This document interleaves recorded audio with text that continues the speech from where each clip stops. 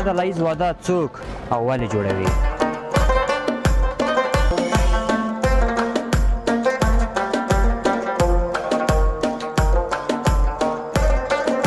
مصارف گزافی که در عروسی های انفرادی هست در اینجا نیست. یک تا میاد یک تا میره، جایش خالی نمیشه. مصرف خوراک شما میدین، مصرف مهر و الور که شما میدین. هم قانونی هم اسلامی. یک روزی مبارک است، خوش است. این مراسم نمی بود شما تا چند وقت نامزاد میمانید؟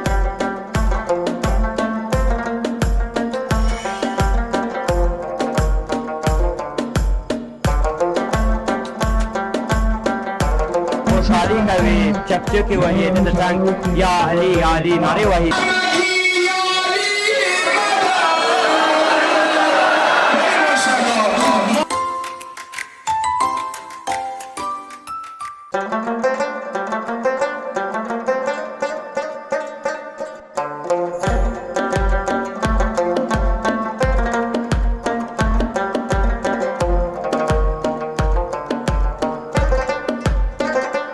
سلامونه، یوې بلې خپرونې ته مو هرکلی کوم. په دې حال کې د یو او یا جوړو د زړه ارمان پوره او د خوښۍ شیبې لمانځل کېږي.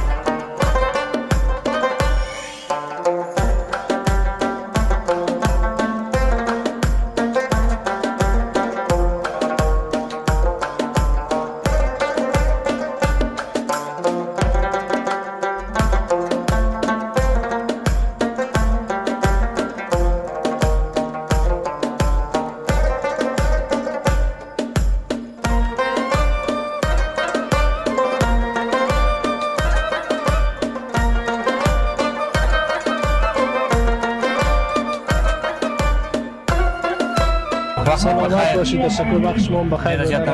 نوم سر کې دغه نوم راته ووایئ. بنده صفدر محمدی بزرگمهر هستم از طلبه‌های حوزه علمی کابل. ډېره مننه محمدي صاحب. په افغانستان کې دغه ډلهییز ودونه ډېر زیات شوي دي. د اسلام له نظره څه رقم ورته کتلی شو؟ دین مقدس اسلام به طور کلی که در آیات و در روایات پیامبر مکرم اسلام صلوات الله علیه آمده، پیروانش را همیشه تبلیغ میکنند و تشویق کردند که در زندگی خود آسانگیر باشند و از اسراف و تبذیر و مصارف بیجا جلوگیری کنند که عروسی های دست جمعی که امروز من و شما شاهد هستیم اینجا 72 تن زوج جوان عروسی شان در اینجا برگزار شده است که بدون تکلف و بدون زحمت برگزار میشه و اون مصارف گزافی که در عروسی های انفرادی هست در اینجا نیست و دین مقدس اسلام هم در قرآن و در روایات همونطور که عرض کردم تاکید کرده که از مصارف بیجا جلوگیری کنیم، اسراف و تبذیر در زندگی نباشه و جای این که شما در یک روز چندین نگفخانی را خرج عروسی میکنین، از همسایه ها و از برادران و خواهران متدین خود جلوگیری کنین، با اونها کمک کنین. د اقتصاد لارښ ډېر مفید تمامېدلی شي. بله دقیقاً بسیار برای اقتصاد جامعه مفید است. مثلا شما فرض کنین که اگر همین 72 زوجی که امروز مراسمش برگزار شده انفرادی بود چقدر مصرف بالا داشت، اما امروز همه ایشان یک جا برگزار شده و در عین حال که مصارفش پایین است بسیار مراسم دینی هم هست که با ذکر آیات قرآن و با دعا شروع می شود و با دعا و ذکر آیات قرآن ختم می شود و زندگی را چقدر خوب است که با آیات قرآن آغاز کنیم و همیشه در زندگی ما از قرآن استفاده شود، در زندگی خود از قرآن استفاده کنیم. ډېره زیاته مننه مولوي صاحب. سلامت باشید. نام ما حاجی خداداد است. حاجی خداداد. بله. چطور بود عروسی امروز؟ امروز دیگه خیلی خوبش بود دیگه. عروسی بچه‌تان بود؟ یک بچه‌م هم شرکت کرد، یک دخترم هم شرکت کرد. خب چطور بود؟ چند سال بود که نامزاد شد بچه؟ 2 سال شده بود که نامزاد کردگی بود. خب نامزاد بود. خود واسه نبود که عروسی بکنی؟ واسه ما خود تا جایی را بود، مقصد امروز را ما تعقیب داشتیم که امروز ما حتما دیگه به افتخار مولا علی دیگه چه محفل دیگه چند مهر گرفته بودی؟ مهر مهر کی است؟ نه، مهر 50,000. 50,000 گرفته بودی؟ 50,000 گفته بود دیگه، مهر برای سیاست راست دیگه. خب برای بچه تان چند عروسی کرده بودی؟ برای بچه ما خو چی هست یعنی سرگوری چند تا گرفته بود؟ چند لک؟ پیسه ندادیم، ما فقط دو برادر هستیم. ما دختر خدا بچه برادر خدا دادیم و برادر دختر خدا بچه آره داد. چی بدل بود؟ ام رقم است همینجا در این روز همینجا در این محفل شرکت خوشحال است. چی رقم چی خوشحالی داری؟ دو خوشحالی است. یکی خوشحالی مولا علی، جشن مولا علی است که دیگه خوشحالی هم جشن عروسی ماست. یک تا میاد یک تا میره. جایش خالی نمیشه. نه جایش خالیش نمیشه. دیگه خاطرم خبر نیستی. نه دیگه چرا خفا باشیم؟ چی که خدا و پیامبرش گفته ما دیگه دو شادی است. تشکر. زنده باشی. خیلی تشکر.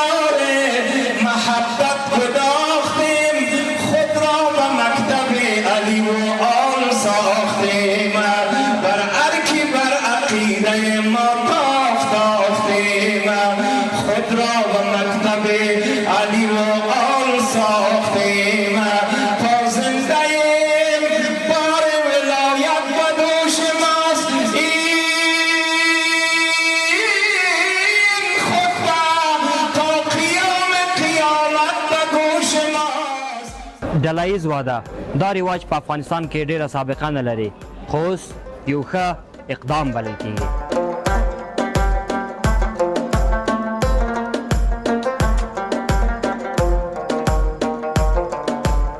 درنو هېوادوالو، اوس هغه مراسم ګورو چې په دغه واده کې ترسره کېږي. کوم رواجونه چې دي دوی مثلا اول واده په قرآن کریم په تلاوت باندې شروع کوي، وروسته نیتونه وایي، خوشحالي کوي، چکچکې وهي، د څنګ یا علي یا علي نارې وهي، هغه ګورو.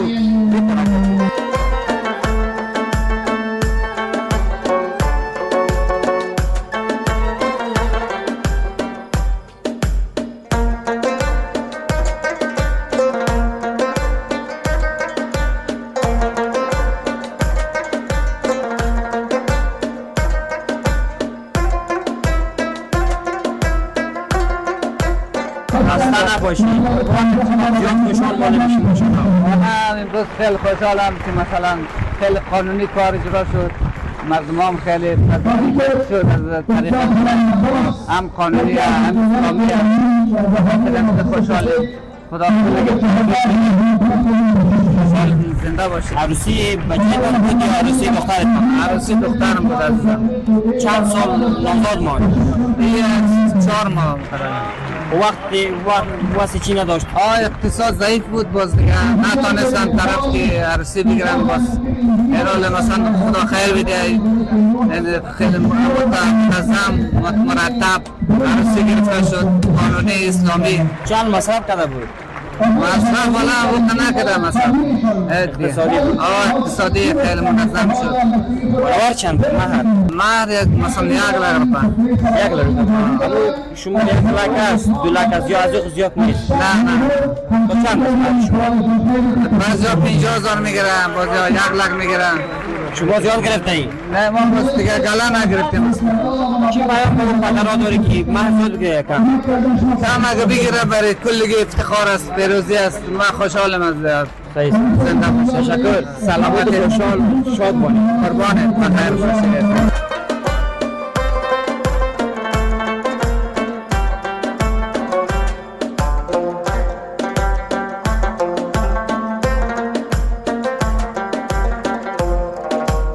سلام علیکم. و علیکم السلام. خوب است انشالله. نامتان چیست؟ داود احسانی هستم. احسانی سر زیاد خوشحال مانده میشی. خیر باشه. چقدر خوشحال هستی؟ یعنی می روز عروسی است. بسیار بهترین یک روز مبارک است. خوش است. چند سال نامزاد مانده بودی؟ یعنی یک ماه نامزاد مانده بودی. عروسی به ذوق خودت کرده بودی یا پدر مادر کرده بود؟ پدر مادر. از کجا از نزدیک قومایتان است یا نزدیک از منطقه ماست. خب یک پیام گتایتان برای مجردان. همین پیام است که بهتر خوبتر است که می دست جمعی ثبت نام کنیم. تشکر. زنده باشید. لبایت زیاد خوشحال معلوم میشه. خوشحال هستم. چقدر خوشحال هستی؟ به خاطر که امروز روز عروسی ماست و در کنار دوستای دیگه خود هستیم، در یک برنامه دست جمعی عمومی هستیم. فضای صمیمیت دوستی خیلی بالاست و روز خوشی است. طبعا خوشحال است. پیشن کردی؟ خب چند مصرف کردی؟ والا زیاد مصرف نکردیم، مصرف بسیار عملی. نه ریشکی جور کردی، مویا جور کردی، مویا پاوجی جور کردی. خب این زیاد نبوده، 100 افغانی بود. خب چند ولور بود؟ خب از نامیر زیاد نبودن، یک 50,000. چند وقت نامزاد ماندین؟ چند ما سال؟ این سال است، اول سال نامزاد شدیم. خب. ولی فرصت بر از ما فراهم شد که ما این برنامه سهم بگیریم و هم وظیفه خود انجام میدیم، مسئولیت خود و هم انشالله که برنامه انجام شد. زیاد براتان خوب بود یا خوب نبود براتان؟ اگر این مراسم نمی بود شما تا چند وقت نامزاد میمانید؟ دقیقاً. خب فرهنگ‌های ناروا ناپسند در جامعه ما شماست که بسیار مصارف زیاد دارند، کمر شکن است. طبعا که شاید امکان داشت خیلی مدت می‌بودیم تا که مصارف تهیه شود، اما این برنامه باعث شد که ما در جمعی از مؤمنین، مسلمان‌ها، دوستان در فضای دینی و صمیمیت برنامه خود بگیریم و بسیار سعادت‌آور بود. خیلی خوشحال هستم. خانه خسرو رفته بودی در نامزادی؟ طبعا رفته بودم. چند بار میرفتی؟ خب همیشه وقت که برنامه میگرفتن یک میمانی میشدن، یک ختم میشدن. خب برنامه و فرهنگ‌های ما شما هست دیگه، دور همی ها بودن. پایت خلاص بود دیگه؟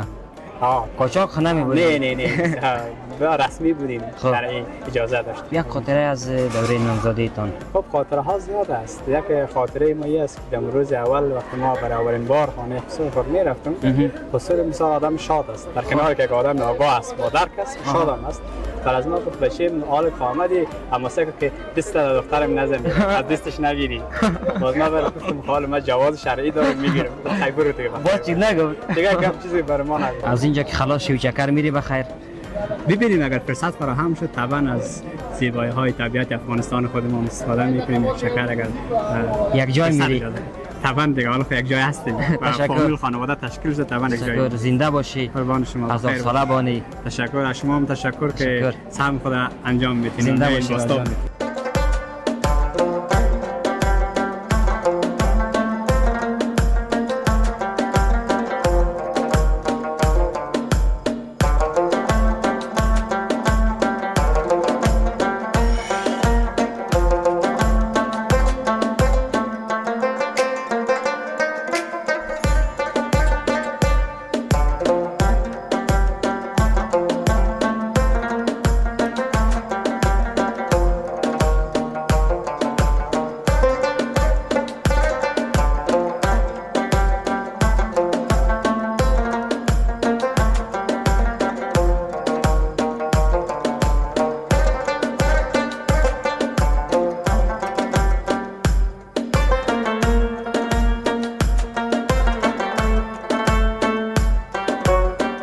باقر سعید هستم، یکی از اعضای ستاد برگزاری مراسم عروسی دست جمعی در پناه اطلاعات خدمت شما. تشکر. چه دلیل شد که رقم مراسم شما میگیرین و چند زوج یک جای میکنید؟ انسان ها با توجه به شعاع فکری که به او باورمند هستند رفتارشان را افکارشان کنترل میکنه. از اون جایی که ما به حمدالله مسلمان هستیم و در دل یک کشور اسلامی و در دل خانواده مسلمان به دنیا آمدیم، لذا رفتارهای ما را باید ارزش‌های اسلامی تعیین کنه.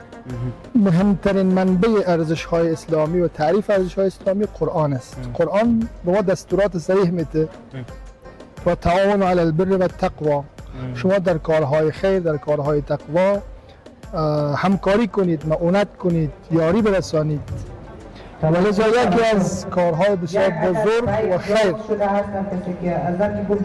و مهم عبارت از زمینه سازی برای ازدواج باشه و در جای دیگه خدا میگه فاستبقوا الخیرات، در کار خیر، در امر خیر، مثل از که کسایی که دوش میکنه مسابقه میده، شما اونطوری باید مسابقه بدید. شما بنیاد چی نام داره؟ از طریق بنیادی انجام میشه؟ این ستاد یا بنیاد نامش در پناه اطلاعات است. یک مجموعه از خیرین، روحانیون و فعالین استادای دانشگاه مسئولیت های اجراییش دارن. مردم، خیرین، تجاران و هموطنان ما در داخل و خارج از کشور در قسمت مسائل مالی همکاری دارن. این ثبت نام با شما چه رقم؟ ما از طریق دنیای مجازی از فیسبوک، اینستاگرام و بخش‌های دیگه دنیای مجازی اطلاع صادر میکنیم. همچنان در نمازهای جمعه، در نمازهای جماعت، در مراسم‌های اجتماعی اطلاعیه ها توزیع میشه به مردم. اونهایی که خواهان اشتراک در برنامه باشن باز ثبت نام میکنن در دفاتر. مثلا از شخصی نیست، کلگی کردوبتی همکارا هست؟ خیر، قسمت عمده و اعظم برنامه را خیرین اسپانسر میکنن. یعنی از طریق بنیاد میشه؟ بله. این مصرف خوراک شما میدین؟ مصرف مهر و الور که شما میدین خیر؟ نه خیر. ببینید، ما کسایی که در این مراسم عروسی دست جمعی شرکت میکنن، تأکید ما است که شما سنت های بیجا به مورد از جمله بحث گله، بحث ولور، اینا را کنار بگذارین و در یک فضای کاملا اسلامی و ارزشی به این مراسم عروسی شما برگزار شود. لذا اکثریت اینها چیزی به نام ولور و گله را در رابطه و در برگزاری ازدواجشان به رسمیت نمیشناسند. دا یو ښه فرهنګ دی؟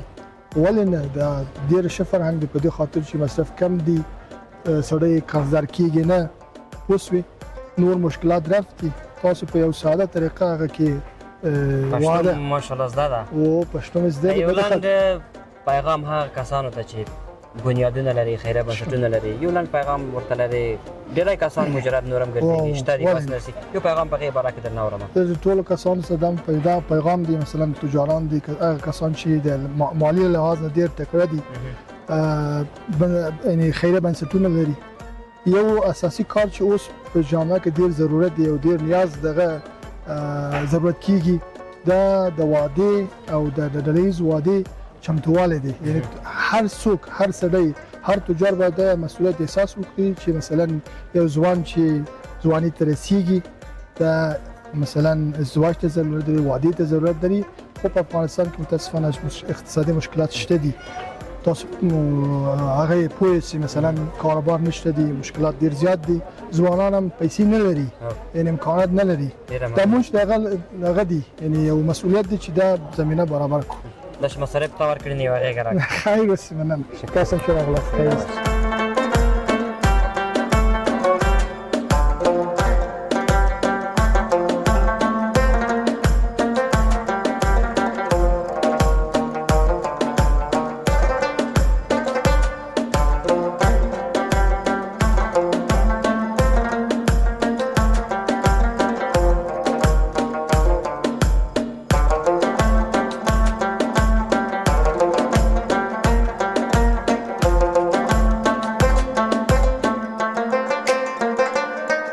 درنو هیوادوالو، د واده مراسم پای ته ورسېدل. هیله لرم چې تر دې مهاله پورې به مو خپرونه کتلې او د خوښې وړ مو ګرځېدلې وي.